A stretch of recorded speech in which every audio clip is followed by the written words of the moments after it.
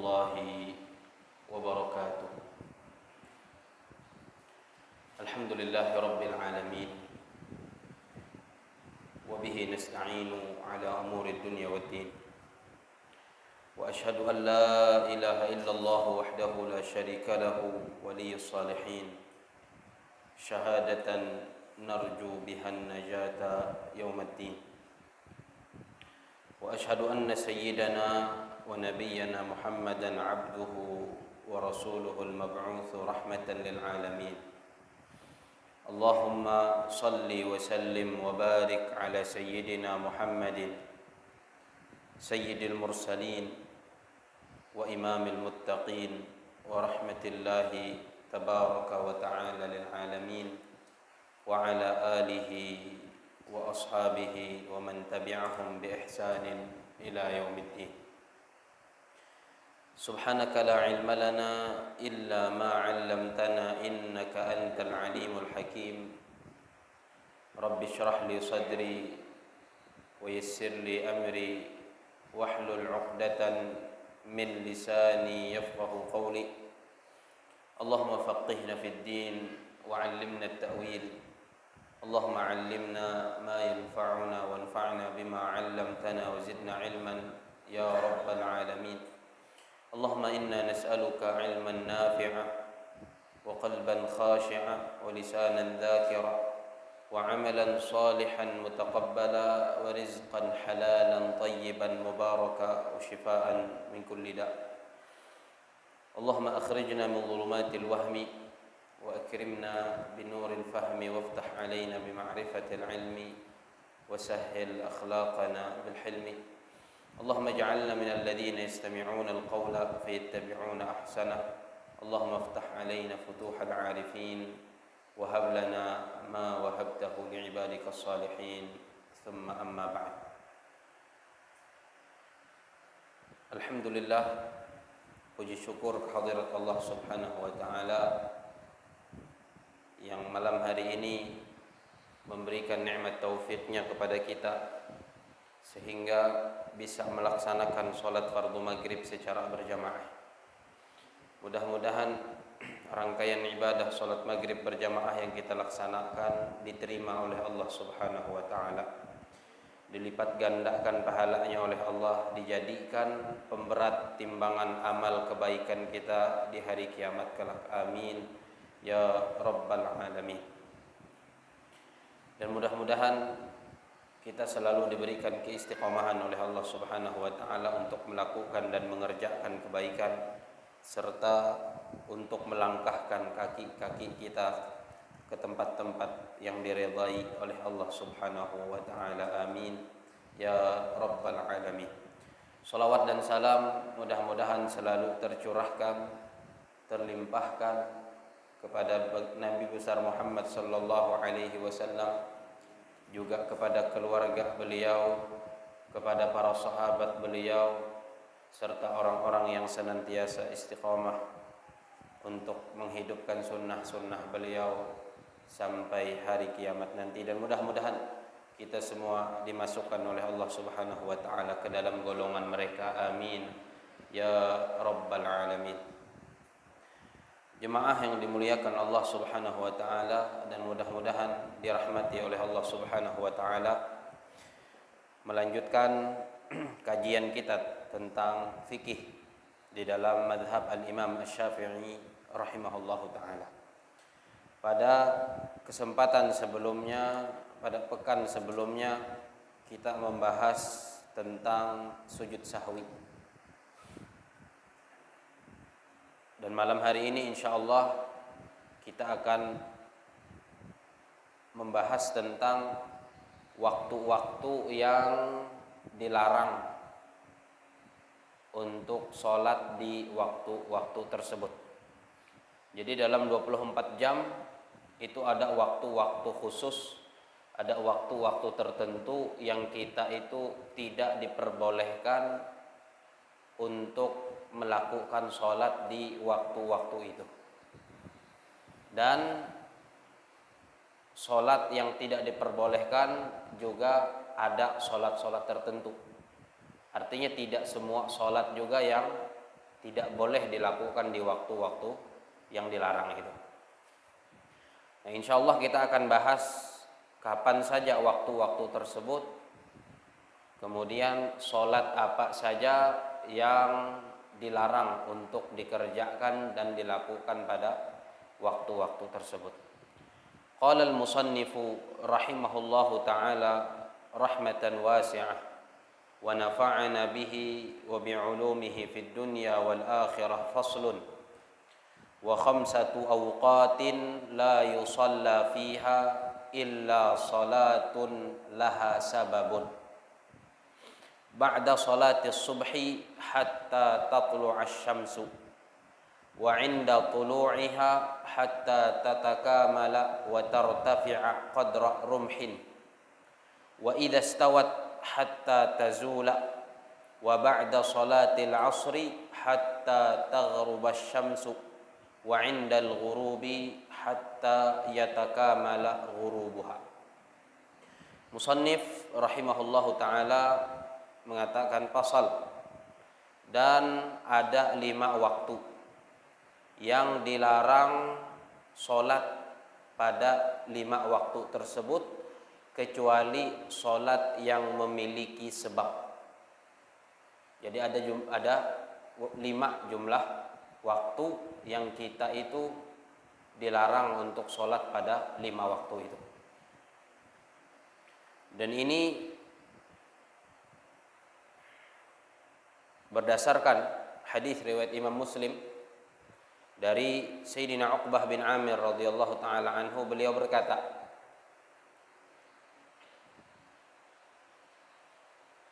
"Thalathu sa'at." Di dalam hadis ini beliau menyebutkan 3. Ada 3 waktu. Tadi kita sebutkan ada 5, tapi hadisnya ada 3, ditambah lagi ada hadis yang lain nanti.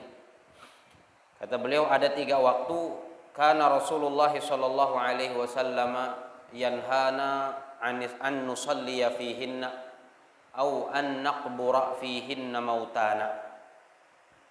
Ada 3 waktu yang mana Rasulullah sallallahu alaihi wasallam melarang kami salat di 3 waktu itu. Dan juga melarang kami mengubur jenazah di 3 waktu itu. Nah, ini jadi yang dilarang pertama adalah salat, kemudian yang kedua adalah menguburkan jenazah. Menguburkan jenazah. Nah, di sini di dalam kitab Matan al-Ghayah wa Taqrib disebutkan oleh penulis tadi ada 5 waktu. Di hadis yang tadi kita sebutkan disebutkan ada 3 waktu. Ditambah lagi hadis yang lain 2 waktu lainnya. Oleh para ulama 5 waktu ini diklasifikasikan menjadi 2. Yang pertama adalah 3 waktu itu berkaitan dengan masa waktunya. Jadi 3 waktu yang kita dilarang sholat di waktu itu berkaitan dengan zaman, berhubungan dengan zaman. Di sini disebutkan oleh beliau yang pertama, atau sebelum kita sebutkan 3 waktu itu, jadi yang pertama tadi klasifikasi yang pertama adalah 3 waktu yang kita dilarang sholat di waktu itu berkaitan dengan masa, dengan zaman. Kemudian 2 sisanya itu berkaitan dengan perbuatan, berkaitan dengan perbuatan. Adapun beliau di sini langsung menyebutkan kelima-limanya tanpa membaginya menjadi 2. Kata beliau yang pertama, waktu yang kita dilarang sholat di waktu itu adalah ba'da salatis subhi hatta tatlu'asy syamsu, yaitu setelah sholat subuh. Jadi kalau kita sudah selesai sholat subuh, maka habis sholat subuh itu kita dilarang untuk sholat. Kita dilarang untuk sholat, termasuk juga nanti mengubur jenazah. Mengubur jenazah setelah sholat subuh ini. Adapun larangannya itu disebutkan di dalam beberapa kitab adalah makruh, tapi makruhnya makruh tahrim. Jadi makruh itu ada dua. Ada yang disebut dengan makruh tanzih, yaitu makruh yang biasa kita kenal. Makruh yang definisinya apabila ditinggalkan berpahala, kalau dikerjakan tidak berdosa. Itu disebut makruh tanzih. Adapun makruh tahrim yang kedua, itu ditinggalkan berpahala, dikerjakan berdosa. Dia hampir mirip-mirip dengan haram. Makanya namanya makruh tahrim. Makruh tahrim. Nah, larangan sholat di 5 waktu ini itu hukumnya adalah makruh tahrim. Artinya kalau kita mengerjakan sholat di waktu-waktu yang dilarang ini, maka kita berdosa. Dan sholat kita, kata para ulama, tidak sah. Sholat yang kita kerjakan itu tidak sah. Yang pertama tadi setelah sholat subuh. Nah, ini yang berkaitan dengan perbuatan. Pokoknya apabila kita sholat subuhnya cepat, maka waktu terlarangnya habis sholat subuh itu juga panjang. Tapi apabila kita sholat subuhnya agak telat, maka waktu terlarangnya pendek. Karena berkaitan dengan sholat subuh. Jadi setelah sholat subuh ini termasuk waktu yang dilarang untuk sholat. Sampai kapan? Hatta tatlu'asy syamsu.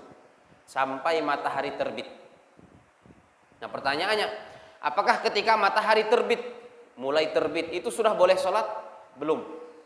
Di sini waktu yang kedua, waktu terlarang kedua, beliau melanjutkan wa 'inda tulu'iha, dan juga kita dilarang untuk sholat di waktu ketika matahari terbit. Ketika apa? Ketika matahari terbit. Jadi yang pertama tadi habis sholat subuh. Ketika selesai sholat subuh, setelah sholat subuh kita dilarang sholat.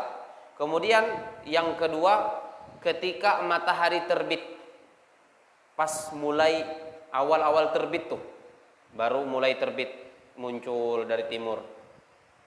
Nah, itu kita juga masih dilarang untuk sholat. Sampai kapan?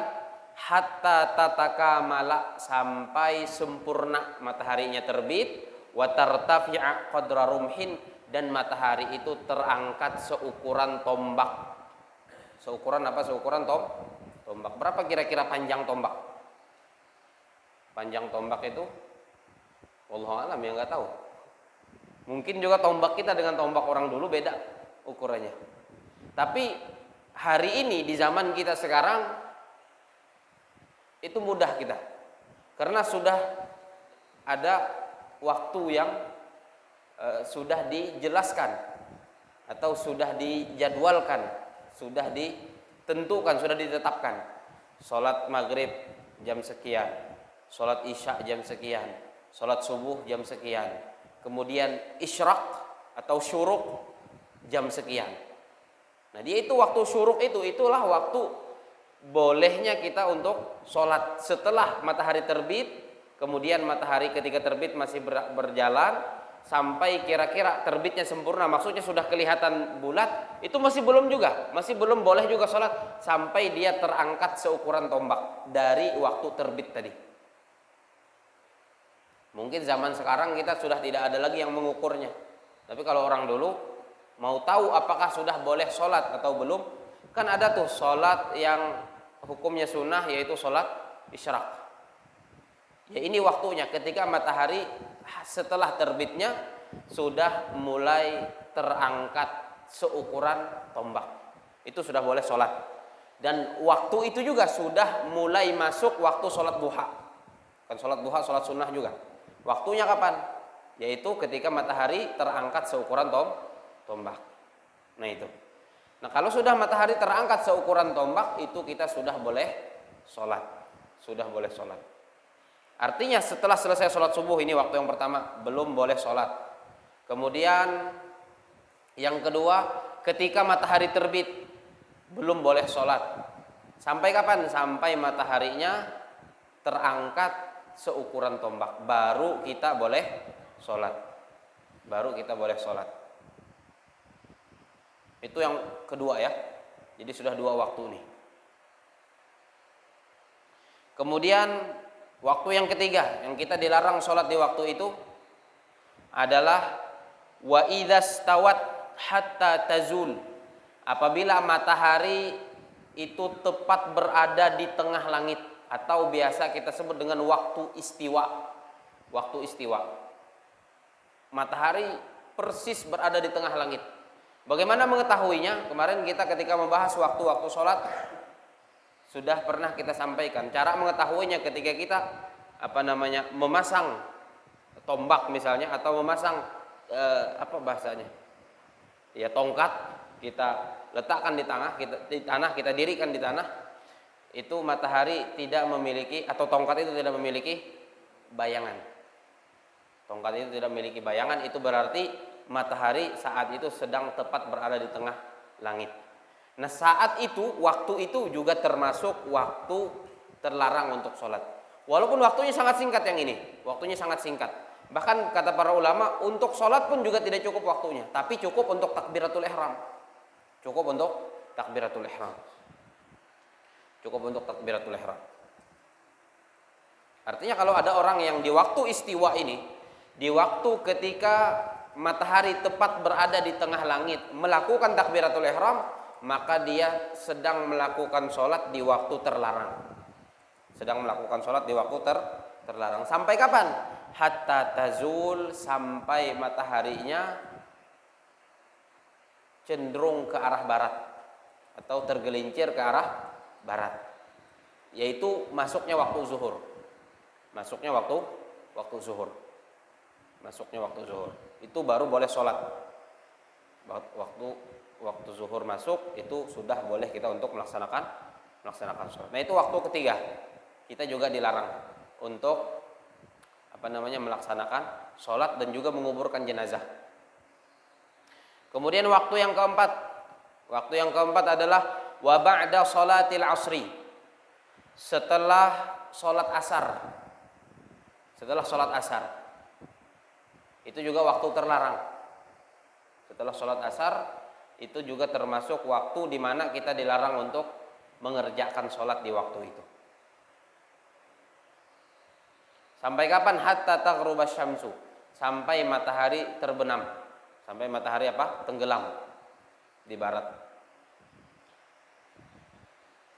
Berarti kalau kita sholat asarnya cepat, berarti waktu terlarang pun juga panjang. Tapi kalau kita sholat asarnya telat, waktu terlarangnya pendek.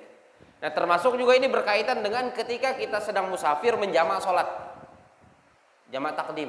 Waktu asar kita laksanakan di sholat zuhur, di waktu sholat zuhur. Nah, ini apakah setelah kita melaksanakan sholat asar, menjamak dengan zuhur di waktu zuhur, setelah asar itu kita juga dilarang untuk sholat setelah sholat asarnya?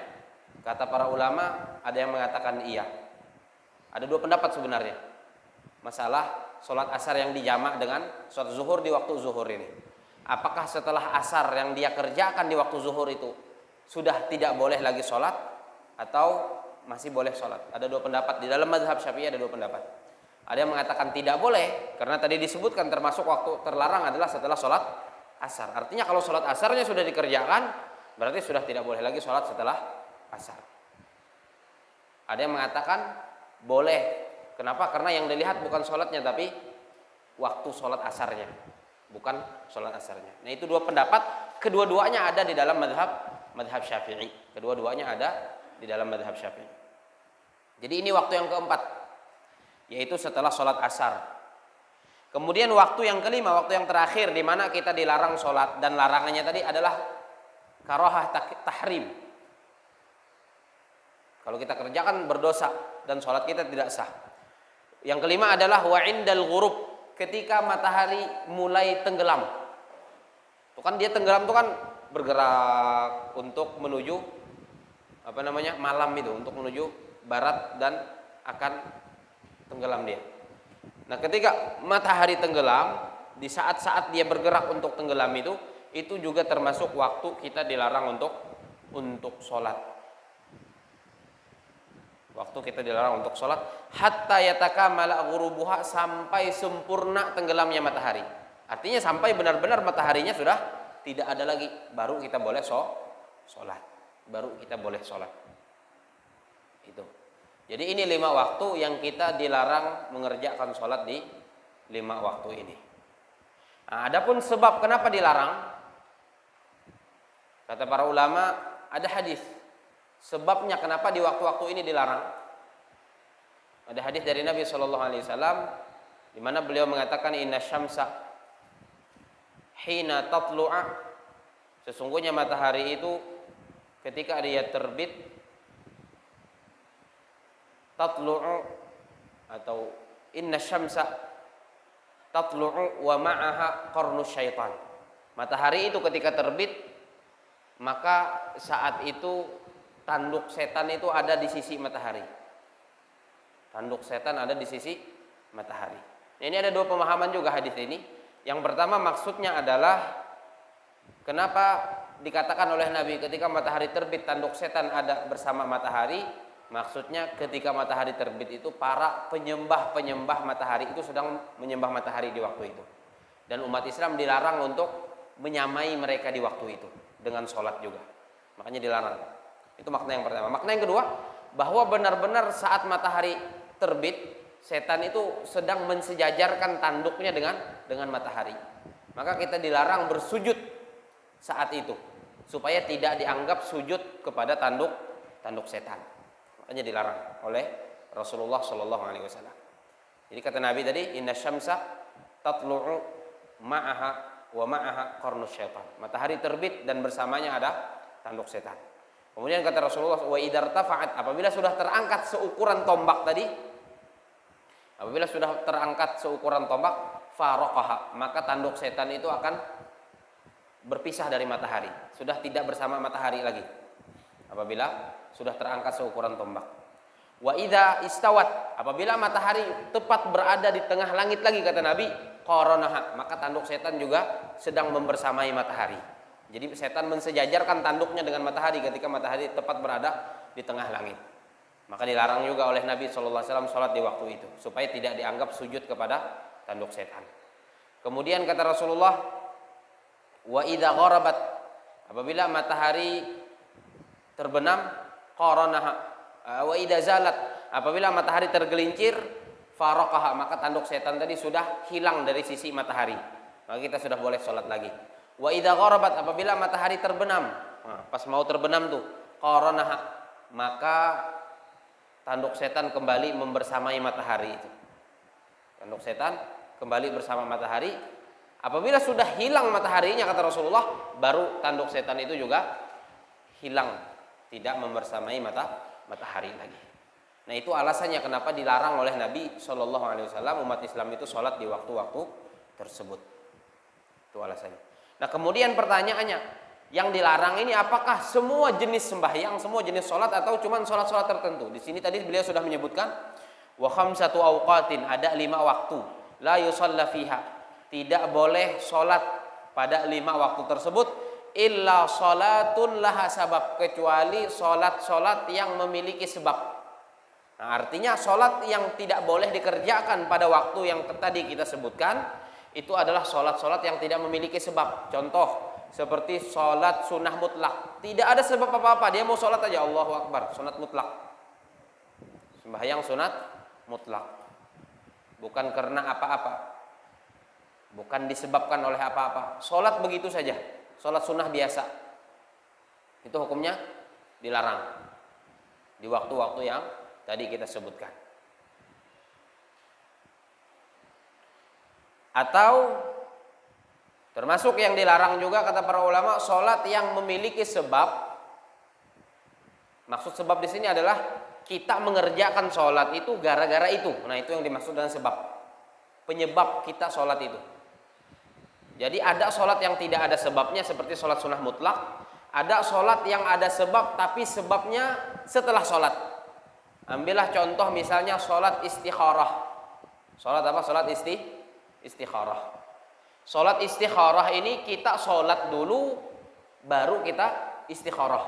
Istikharah itu maksudnya meminta pilihan. Meminta pilihan. Nah, kenapa kita disuruh sholat? Karena kita setelah sholat nanti mau minta pilihkan kepada siapa? Kepada Allah. Makanya sholat dulu 2 rakaat, baru setelah sholat 2 rakaat kita berdoa itu. Isi doanya itu minta pilihkan kepada Allah untuk melakukan perbuatan tertentu. Artinya yang ini sebabnya nanti setelah selesai sholat, bukan sebelum sholatnya, tapi setelah selesai sholat. Nah yang seperti ini, jenis sholat yang seperti ini, yang sebabnya juga terjadi setelah sholat, itu juga dilarang hukumnya kita laksanakan di waktu-waktu terlarang ini. Termasuk sholat yang sebabnya setelah sholat adalah sholat sunnah ihram.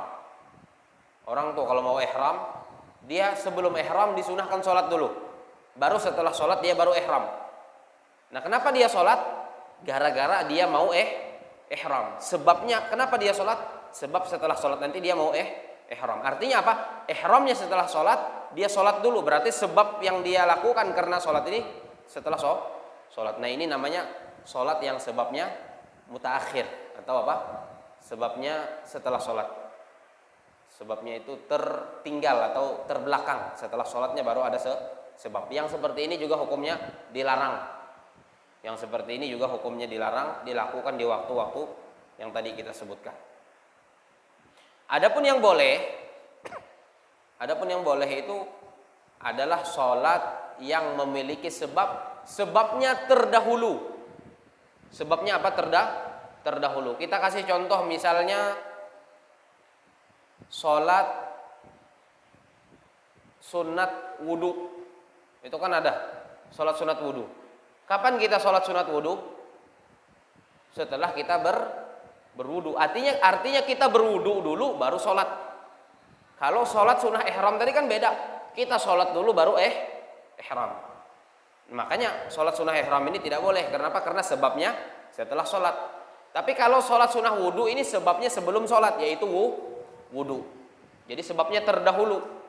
Nah kalau sholatnya itu memiliki sebab terdahulu, sebabnya itu sebelum sholatnya, maka itu diperbolehkan kita kerjakan di waktu apapun, termasuk di waktu-waktu apa terlarang. Misal kita habis sholat asar, baru sembahyang nih di sini, habis sholat asar, lalu bubar sholat asar, niat habis sholat asar tadi mau ngaji, mau baca Al-Quran, itu kan harus wudu tuh.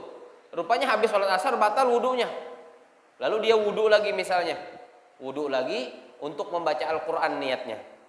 Untuk membaca Al-Quran. Nah setelah wudu ternyata orang ini memiliki kebiasaan setiap kali habis berwudu sholat sunnah wudu. Nah walaupun dia lakukan habis sholat asar tadi tidak apa-apa. Itu diperbolehkan. Kenapa? Karena sebabnya terdahulu. Sebabnya terdahulu. Termasuk juga misalnya sholat mengqadha atau mengqadha sholat. Kita banyak ketinggalan sholat fardu misalnya, lalu mau kita qadha, itu boleh kita kerjakan bahkan di waktu-waktu terlarang ini. Habis asar boleh kita qadha sholat, habis subuh boleh kita mengqadha sholat. Ketika matahari tepat berada di tengah langit boleh kita mengqadha sholat. Ketika matahari mulai terbit boleh kita mengqadha sholat. Ketika saat-saat matahari mau tenggelam boleh kita mengqadha sholat. Kenapa? Karena sholat yang diqadha ini sebabnya terdahulu sebelum sholatnya. Yaitu kita apa? Ketinggalan sholat. Itu penyebabnya. Jadi sebabnya terdahulu sebelum sholat. Sebelum sholat. Maka diperbolehkan mengqadha sholat di waktu apapun, termasuk di waktu terlarang yang tadi kita sebutkan. Termasuk misalnya sholat jenazah. Sholat jenazah juga sebabnya terdahulu. Ada jenazahnya baru kita sholat. Ya kan? Ada jenazahnya baru kita sholat, atau suci sudah jenazahnya baru kita sholati. Artinya kalau belum sholat kita, berarti sholat jenazah ini termasuk sholat yang sebabnya apa? Terdahulu. Maka juga sholat jenazah boleh kita lakukan di waktu-waktu apapun, termasuk di waktu-waktu terlarang ini. Tidak ada larangan. Termasuk misalnya sholat tahiyatul masjid. Itu sebabnya kapan? Sebabnya terdahulu atau setelah sholat? Sebabnya sebelum sholat atau setelah sholat? Sebelum ya, sholat tahiyatul masjid. Kita kan masuk masjid dulu baru sholat. Bukan sholat dulu baru masuk masjid, tapi masuk masjid dulu baru sholat. Artinya kita sudah masuk masjid baru sholat. Nah ini termasuk sholat yang terdahulu sebabnya. Nah ini juga diperbolehkan. Jadi kalau kita misalnya Habis sholat asar masuk ke masjid, lalu sholat tahiyatul masjid, tidak apa-apa. Habis sholat subuh masuk ke masjid, lalu sholat tahiyatul masjid, boleh. Ketika matahari sedang berada di tengah langit, waktu istiwa tadi, masuk kita ke masjid, boleh kita sholat tahiyatul masjid. Itu yang pertama. Jadi sholat-sholat yang sebabnya terdahulu dari sholatnya, yang sebabnya sebelum sholatnya, itu boleh dikerjakan kapanpun dan di waktu-waktu apapun, di waktu terlarang sekalipun. Yang tidak boleh tadi, sholat yang tidak ada sebab, atau sholat yang sebabnya setelah sholatnya, itu yang tidak boleh. Kemudian juga yang termasuk boleh kita kerjakan di waktu-waktu ini, sholat yang sebabnya itu berbarengan dengan sholatnya. Jadi bahasanya ada sebab mutaqaddim, sebab yang terdahulu, ada sebab mutaakhir, sebab yang terkebelakang ya, atau sebab setelah sholat. Ada juga sebab muqarin yang beriringan dengan sholat. Sebabnya itu waktunya sama dengan waktu sholatnya. Ketika kita sholat, sebabnya masih di waktu sholat itu. Seperti apa misalnya? Seperti sholat gerhana misalnya. Misal gerhana matahari misalnya. Gerhana matahari bertepatan terjadinya pas habis sholat asar. Pas habis sholat asar gerhana matahari. Nah ini boleh kita laksanakan sholat gerhana matahari ini, walaupun habis sholat asar. Kenapa? Karena sholat gerhana ini sebabnya berbarengan dengan sholat. Bukankah ketika kita sholat gerhana masih terjadi? Nah itu diperbolehkan. Itu diperbolehkan. Atau misalnya contoh lain, sholat yang sebabnya berbarengan dengan sholatnya itu adalah sholat istisqa, sholat minta hujan. Apa sebabnya kita sholat minta hujan? Kekeringan. Nah ketika kita sholat pun kekeringan masih terjadi, ya kan? Ketika kita sholat itu kekeringan masih terjadi. Artinya apa? Bahwa sholat ini berbarengan dengan sebabnya, yaitu kekeringan tadi. Maka yang semacam ini juga boleh kita lakukan bahkan di waktu-waktu terlarang ini. Boleh kita lakukan bahkan di waktu-waktu terlarang ini. Itu. Nah kemudian dari waktu terlarang ini, jadi itu tadi jenis sholatnya ya. Jenis sholatnya yang boleh dan yang tidak boleh. Yang tidak boleh sholat yang tidak ada sebab, seperti sholat sunnah mutlak. Sholat misalnya usolli sunnatan raka'ataini lillahi ta'ala. Habis asar dia laksanakan tidak boleh. Atau habis subuh dia laksanakan tidak boleh. Atau waktu-waktu yang lainnya yang waktu terlarang tadi tidak boleh dilakukan. Atau sholat yang sebabnya mutaakhir. Sebabnya itu terjadi setelah kita melaksanakan sholat. Seperti tadi kita contohkan, sholat apa tadi? Sholat istikharah, sholat sunnah ihram, itu tidak boleh. Tidak boleh kita lakukan di waktu-waktu yang terlarang ini, di 5 waktu ini. Itu yang tidak boleh. Kalau selain yang ini boleh, yaitu sholat-sholat yang sebabnya terdahulu atau sebabnya berbarengan dengan melaksanakan sholatnya. Seperti sholat tahiyatul masjid, seperti sholat sunnah wudu, seperti sholat jenazah, seperti mengqadha sholat, seperti sholat istisqa minta hujan, seperti sholat gerhana. Itu boleh walaupun di waktu-waktu yang 5 yang terlarang ini. Nah kemudian ada yang dikecualikan. Ada yang dikecualikan dari 5 waktu ini. Artinya boleh terus dilaksanakan. Yang pertama ketika hari Jumat. Ketika hari Jumat, walaupun matahari tepat berada di tengah langit, itu kita boleh sholat. Itu hari Jumat. Khusus hari Jumat dikecualikan dari hari-hari yang lain. Dan ini berlaku bagi orang yang sholat Jumat ke masjid ataupun yang tidak sholat Jumat, yang di rumah aja. Boleh aja walaupun matahari sedang berada di tengah langit, dia mau sholat saat itu di hari Jumat itu, maka diperbolehkan. Diperbolehkan. Tidak dilarang. Itu yang pertama. Kemudian yang kedua yang dikecualikan tempat. Kalau tadi kan waktu ya, atau hari. Yang kedua ini tempat, yaitu di tanah haram Mekah. Di mana? Di tanah haram Mekah. Di tanah haram Mekah itu kapanpun kita mau sholat diperbolehkan.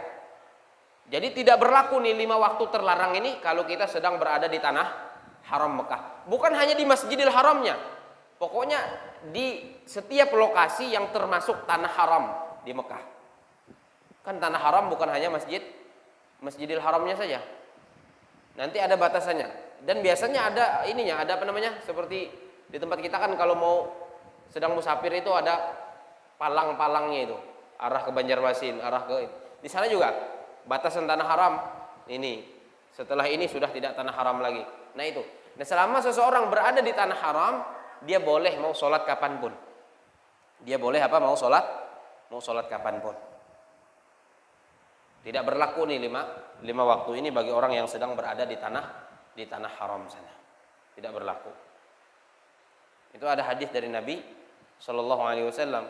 Beliau pernah mengatakan yang artinya adalah kata beliau, jangan larang seorang pun yang mau sholat di sisi Ka'bah ini di waktu kapanpun dia mau sholat.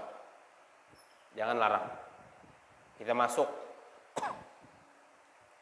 masuk apa namanya tanah haram, habis sholat asar, mau sholat boleh kita sholat.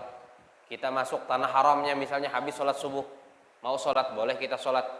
Kita masuk apa namanya tanah haramnya ketika matahari sedang terbit, kita sholat boleh kita sholat. Jadi tanah haram itu dikecualikan. Nah itu berkaitan dengan waktu-waktu yang dilarang. Waktu-waktu yang dilarang dan juga jenis sholat yang kita tidak boleh lakukan di waktu-waktu terlarang ini. Nah berkaitan dengan yang tadi kita sebutkan, mengubur jenazah. Mengubur apa jenazah? Karena hadis itu tadi begitu. Sayyidina Uqbah bin Amir mengatakan 3 waktu kata beliau yang kami itu dilarang oleh Nabi sholat di 3 waktu itu dan juga menguburkan jenazah di 3 waktu itu. Dan waktunya yang tadi apa? Setelah sholat asar, setelah sholat subuh. Dan juga di waktu apa namanya ketika matahari berada di tengah langit sampai masuk waktu zuhur. Nah ini bagaimana memahaminya? Kan kita sering ada yang menguburkan jenazahnya habis asar di tempat kita.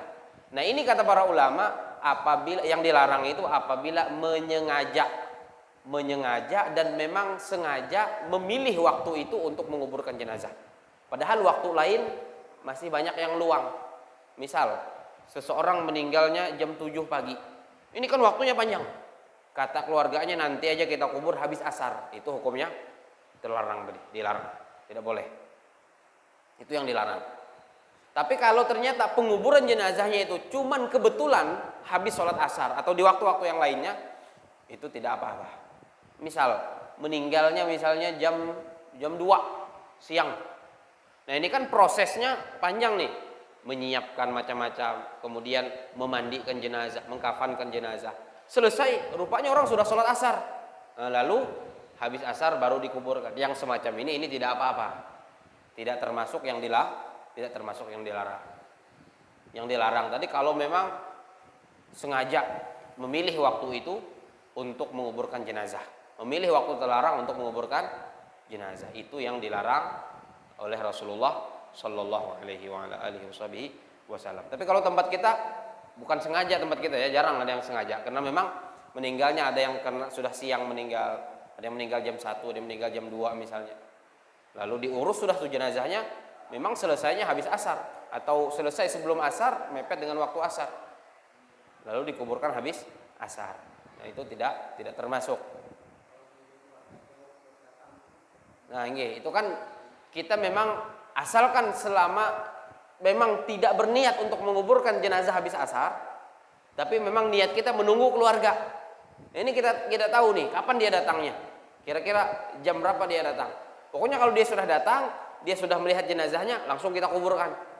Nah ini kalau ternyata bertepatan dengan habis asar juga termasuk tidak apa-apa. Termasuk tidak apa-apa. Asal jangan sengaja memilih waktu itu untuk menguburkan jenazah tadi. Asal jangan sengaja dan memang ingin menguburkannya di waktu-waktu yang terlarang ini. Nah itu berkaitan dengan apa namanya waktu-waktu terlarang, sholat di waktu-waktu itu.